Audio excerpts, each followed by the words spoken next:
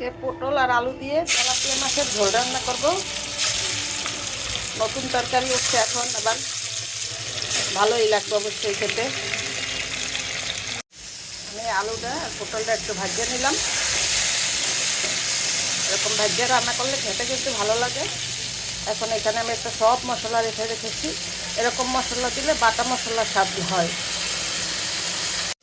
মশলাটা কষানো হয়েছে, আমি এখন একটু পানি দিয়ে কষাবো।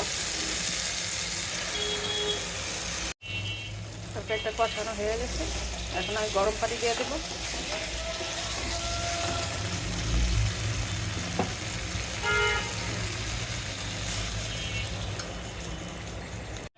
ঝোলটা ফুটে গেছে, এখন মাছ দিয়ে দেবো।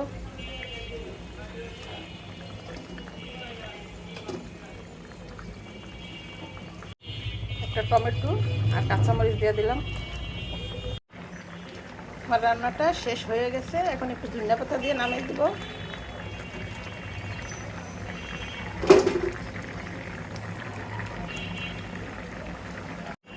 রান্নাটা শেষ।